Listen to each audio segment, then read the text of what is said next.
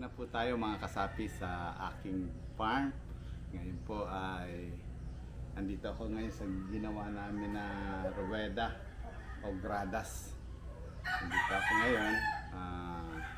Ginawa ko to dahil na-inspired ako kay alam niyo po mga kasapi, nung una hindi ko gaanong pinagtutuon ng pansin itong manukan. Ibig ko sabihin yung tungkol sa facility, basta't may kulungan, may talian, okay na yon. Dati nga sa ilalim lang ng silong ng aming tahanan ako naglalagay ng mga manok. Nagkaroon naman ako ng lote na pwede ko naman paglagyan at pagkordan ng aking mga stag.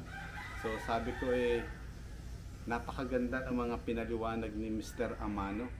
Napanood ko doon sa isang vlog niya, ini-encourage niya, binibigyan niya ng inspiration. O para nakaka-inspired kasi lahat ng mga binanggit niya doon tungkol kung paano siya nagsimula hanggang maabot niya yung success. Masasabi kong successful siya dahil talaga nakita mo yung pagbabago ng kanyang manukan at kanyang buhay. Okay talaga, okay. Kaya sabi ko, ang ganda kasi nung napanood ko siya, sinasabi niya parati sa mga viewers, sabi niya, kung kaya niya, dapat kaya natin. So sabi ko, subukan ko nga. Kaya pinagtuunan ko ng pansin to, talagang ng oras, ng panahon. So hanggang sa mailipat ko na po unti-unti yung mga manok ko dito sa farm. So dinidevelop ko ngayon. Medyo matagal-tagal na kasi ito Nung una, nung pandemic, ginawa ko muna yung aking bahay tuluyan. Yung matutuluyan ng aking mga, pag nandito ko, may matutulugan, may papahingahan, pag may bisita, ayan. Tapos, natigil na naman yun nung matapos yung pandemic. So, napabayaan ko na naman to, tinubuan na naman ito ng maraming damo, maraming tumapal na naman. So, pero patuloy pa rin ako nagsasabong, lumalaban. Sabi nga nung minsan sinabi ko maganda ang mga sinasabi ni Mr. Amano. Subukan ko. Medyo tumigil muna ako sa paglaban. Nag-focus ako, pinaayos ko yung mga manok. Tapos hindi muna ako naglalaban ngayon. Tama. So medyo nakaipon kaagad sa tulong na rin ng aking mga kasamahan, nakaipon. Patapos ito, pinagawa ko na to. Kung mapapansin po ninyo, ito meron na akong ruweda. Patapos medyo okay ito. Kung titignan niyo po, ayan, may mga bubong na. Ayan, bagong extension ko yung bubong na yan. Ito, ayan, yung ruweda, ayan, yung kisame. Ayan. Ayan po. Ayun yung aking bahay tulugan. 4 na kwarto po yan. So, tapos ipapasel ko po kayo dito. Ayan, tingnan nyo po. Meron tayo. Diyan po nakatali. Tapos may pinagagawa po ako doon sa bandang taas. Up and down po yun para yung mga nagbabantay sa manok. Ayan po yung ating mga kaibigan. Mga nagagawa yan dun sa kabilang dulo. Ayan. Meron din uli akong pinagagawa dun. Tingnan na po natin.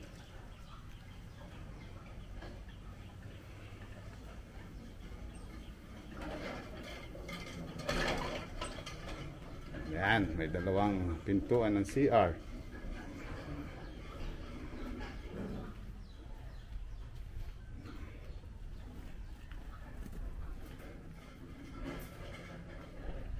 Tingnan natin.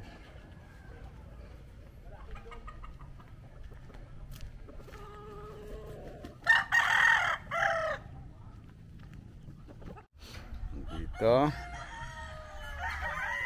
Yung aking SBR. Kaso matapang to salbahe. Salbahe ito.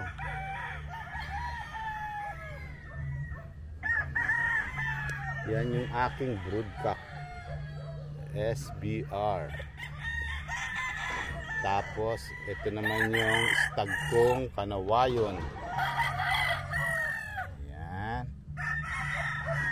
tatapang ng mata, oh.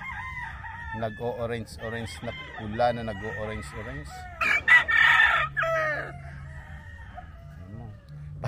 Pati balahibo niya nag-o-orange na, gawa ng lupa. Ayan, titigan niya. Tingnan niya mga kasapi. Ayan, oh. Iba ang kulay ng mata niya, orange, mabagsik na masyado. Kita natin ito isa.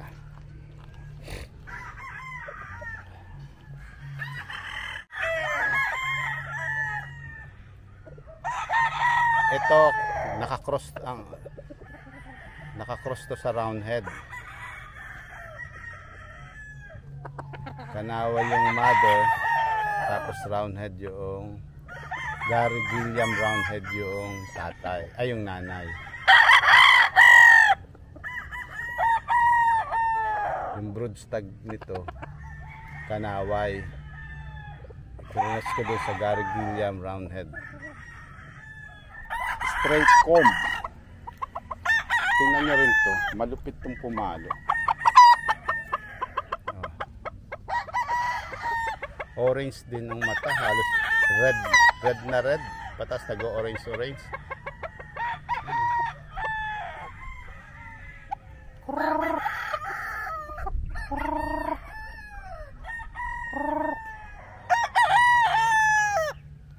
Tapos may mga throwback na ang tawag sa amin na bangkuruhin, ayun, yung ginamit ko sa sa Stagan last November 29. Puro panalo yung ganito kong kulay. Kaya pasok sa final siya.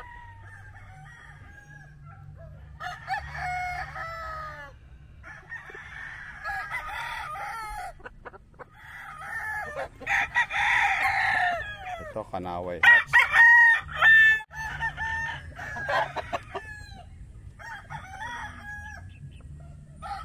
Iba ang mga mata nila. Grabing pula. O orange.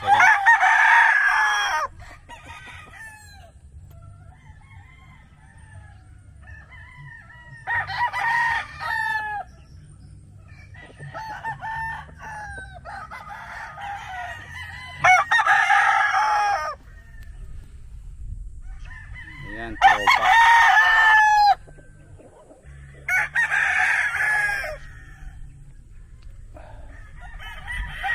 Guwapo rin, no? Golden boy. Ito.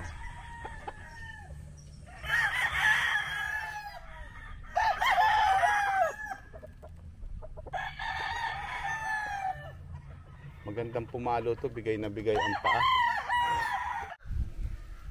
Ayun pa, meron pa palang isang kanaway dun. Medyo baby pa. Sa baba, tumutuka. White streamer. Naghahatian sa dami yan ng yung white na yan na kanaway. Saka gray. Yung gray na yan galing kay 29 Golden Feet ang material. Brood cock at saka brood hen. Binigyan tayo rin ng ating kaibigan sa San Juan, Batangas. 29 Golden Feet. Yan po ang ating kaibigan, Mr. Ryan Iyas. Mga kasapi, meron pala na ako kaya ako nagpupursige ngayon magpagawa nitong mga facility dito sa farm ko. Kasi dati puro damo yan. Puro damo, yung palibot na yan. Ito, puro damo yan. Makatataas, talahib, gugon. Ang dami yan dati. Na-inspired ako dun sa dun sa isang vlogger. Na-inspired ako dun kay Mr. Roel Amano. Dahil may mga magaganda siyang sinabi about sa pagmamanok. Tapos nakapundar siya ng mga farm. Tapos nakakuha siya ng magagandang materyales. Yung facility ng game farm, yung Sabong Pinas, ang ganda na. So na-inspired ako, kaya sa lahat ng mga positive na sinabi niya, sabi ko okay nga. Tsaka yung mga sinasabi niya, sabi niya kung kaya ko, kaya nyo. Sabi ko nga, subukan ko nga kung kayanin ko. So sabi niya kasi doon sa sinasabi niyang ano na wag muna siyang maglaban ng mga manok para makaipon siya ng marami. Tapos pag nakaipon na at saka stable na, saka na siya magpo-full blast sa laban. But not necessarily naman na talagang totally na walang kalaban-laban. Ibig sabihin, pagka meron siyang extra money, saka siya lalaban sa pit o ilalaban niya yung kanyang mga warriors sa pit, saka niya gagawin yun. Pero kung wala rin din naman daw, kasi gamit niya sa pagninegosyo, hindi niya gagawin yun. So sinubukan ko, kasi dati ako halos araw-araw laban kami ng laban. So sabi ko hindi, tama siya, hindi naman lahat nananalo. Sabi, sinubukan ko na siguro mga 3 months na hindi ako ngayon bumibisita sa labanan. Mga lately lang, nung November 29 ako sumali. Yun, sinerte naman, nakapasok sa finals. Kasi organization namin yun Samahan dito sa Camarines Norte, UC and GBA, United Camarines Norte Deer-Fowl Breeders Association. Samahan. Kaya talagang sali ka talaga bilang paggalang at pagrespeto sa asosasyon. Sumali po tayo doon, mapalad at tayo po ay nakalusot. Ngayon po ay sa December 15 naman yung grand finals, 5 stag na. So sana swertein pa rin tayo hanggang December 15, 2023. Babalik po tayo kay Mr. Roel Amano. Nagpagawa siya, ang ganda niya, sabi niya, binebenta niya lang yung manok. Tapos marami daw sa kanya nagbabas. Pero sabi ko, actually mas maganda rin naman yung breeder ka na hindi ka naglalaban. Kasi ibig sabihin, intact nandun sa farm mo yung mga aces. So kasi kung sa isip ko lang kung ikaw kasi naglalaban, tama nyo kung mali ako. Siyempre kung ikaw lumalaban, una mong ipapahanda ay yung magaling, yung mga aces mo ipapahanda mo yun. May laban na nyo tayo sa ganito, pumili kayo ng magaling. Alangan naman piliin mo yung mahina, diba? Hindi naman mangyayari yun. So ganun yun. Kung ikaw ay breeder, sa kabilang dako may positive din yun, may magandang resulta din sa kanya. Kaya kung sino man yung nagbabas, wag na lang, tigilan natin yung pambabas sa kay Mr. Roel. Anyway, maganda naman yung kanyang intensyon. Mag-breed siya na mag-breed ng mga magagaling at mga dekalidad na mga warriors para sa kanyang mga buyer, sa kanyang mga suki. Ayan ang ating FM farm manager. May kasipagan yan, tingnan mo. Hindi niya nagawain yan, pero ginagawa niya para alang-alang lang sa Team Nesman Kasapi dito po sa farm. Ayun po yung ating handler, mukhang malalim ang inisip. Nakaka 10 balik na daw siya. Medyo malayo ang kuha ng niyan, kasi doon lang ibinabagsak sa gate, malayo. Siguro mga ilan yan, may 150 meters mula doon sa kalsada hanggang dito. Ayan po, ganyan kala, isa-isang sako dinadalan nila. Buti yung buhangin nakakarmatilya, pero yung graba nakasako-sako. Mga 150 meters siguro po ang paghakot ng ating mga kaibigan dito, yung ating mga kapatid sa farm ng Nesman Kasapi Game Farm. Mapaswerte tayo at mababait po yung ating mga kaibigan. Tulong-tulong na lang kami. Kumukuha lang kami ng mga skilled. Tapos tinutulungan na lang din namin. Ito pa yung magandang favorite color ko. White streamer na kanaway. Tanabi ko dito at maganda to, bloodline ito. Pagka gagawin ko ito, candidate for din ito broodstag. Ganda ng tindig niya, maganda ang silong, ganda ng mukha, ganda ng balahibo. Tsaka yung titignan ko lang pagka nanlaban na siya, baby pa to pang 5 months siguro. Yan yung mga huling-huli kong mga palahi. Pero yung mga kasabay niya medyo tumapang na, ayun na, pumuporma na. Ayun, hindi pa yung bangkurhin. Black gold, hindi pa siya lumalaban din. Yan. So, ang ganda nito talaga. Pag yumabang to, ayaw ko naman pilitin kagad na dalhan ng babae para yumabang. Nung una kasi nung nasa range siya, nambubugbog to. Yun yung itinali dito sa mga matatanda na takot. Nangahabol yan dati. O, siguro mga 5 days na yan nakatali. Pag nga ilang baka 1 month, matapang na yan. Ito nga kasabay nyo, tumutubo-tubo, tumitulaak na. Yung tahid, tingnan nyo yung tahid niya, no? Yan ang mga kasabayan nyo dyan sa range. Ang liit na liit pa. Nasa baba, tumitilaok na. Tumitilaok na. Ganda na ng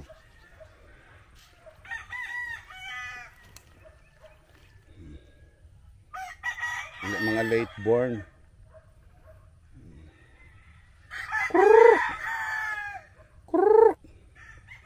Pumupula-pula na ang mukha.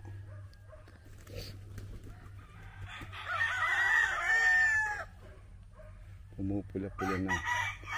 Ayan, may isang poste na nakalubog. Pero grabe kasi ang bukal dito. Matubig. Ayan, tingnan nyo. Diyan, nalagyan mo na yung mga balon? Ng mga graba? Pero may tatlo pa rin hindi na papalagyan sa akin. Bakit daw? Ano pa daw? Magpapapunta na papasok. Lagyan ang buka, maliit. Tama at malaki yung ginawa nating parilya. Lilipat na kayo dyan? Ano kayo? Dito naman daw sila gagawa sa taas. Para mas maganda, ito yung pinagagawa kong tutuluyan ng handler. Up and down siya para kita niya lahat.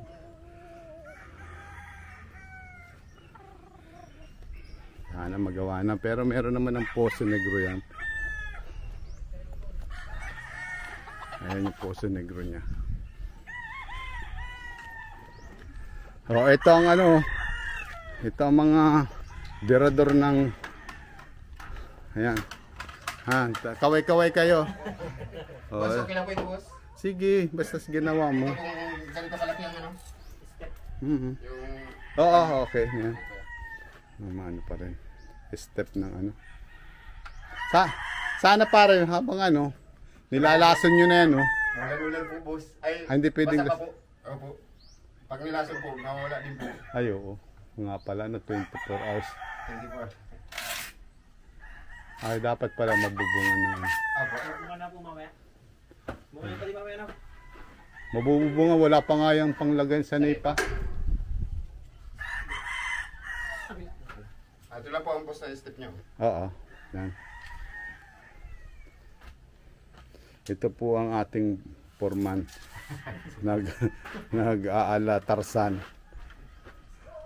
Natambling pa po yan mula sa taas. Pagbagsak bukol.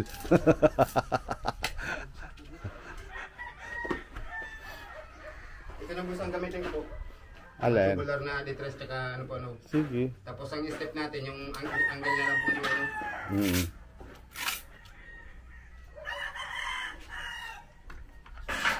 Ang nakakaakyat-akyat na ano.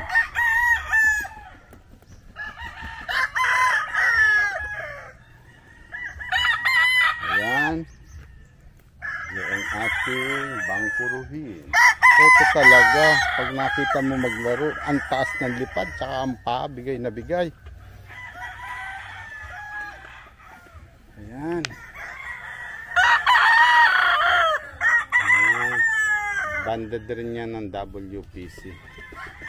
McLean hatch over Gilmore. Kaya straight hatch din siya. Gagamitin ko to. Gagamitin ko itong galing. Ito yung temporary flying pin namin. Oh.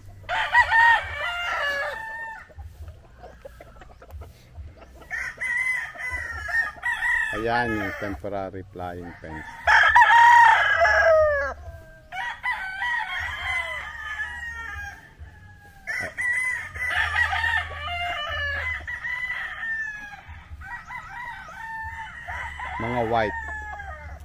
Mga white po.